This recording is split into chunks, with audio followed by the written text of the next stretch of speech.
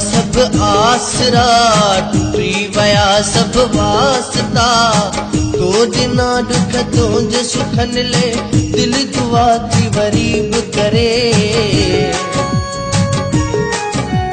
रब साईं मुंहिंजे हिस्से जी हर खुशी तोखे नसीब करे। रब साईं मुंहिंजे हिस्से जी हर खुशी तोखे नसीब करे।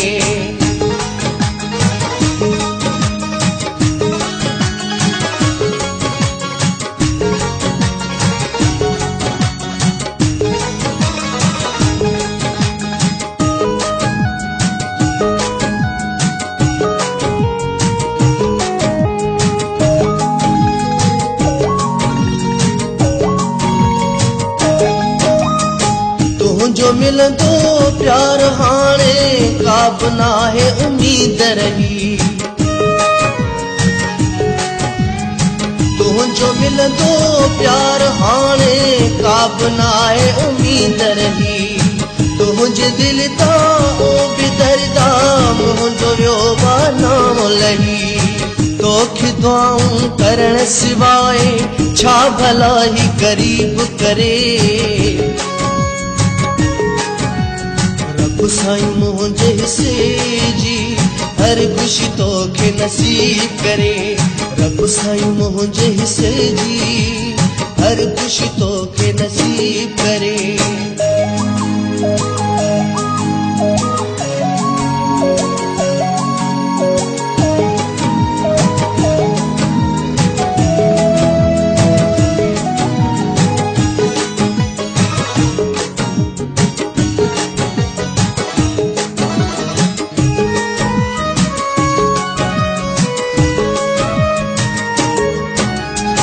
जुल्म क्या के दुनिया तुंहिंजे हिन दीवाने सां।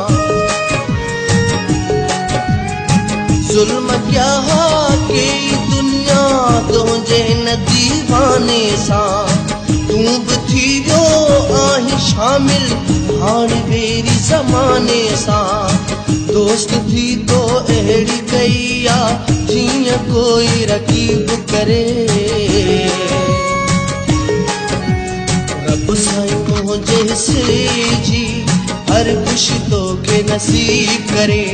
रब साईं मुंहिंजे हिस्से जी हर खुशी तोखे नसीब करे।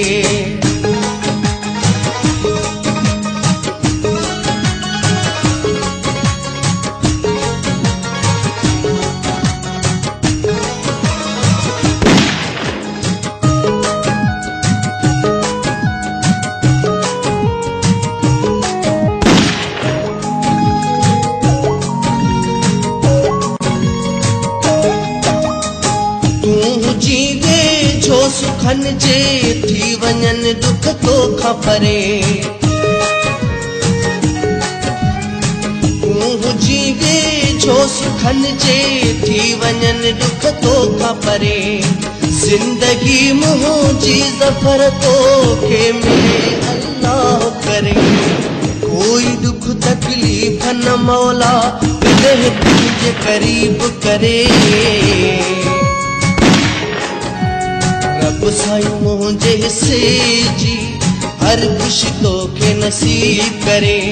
रब साईं मुंहिंजे हिस्से जी हर खुशी तोखे नसीब करे।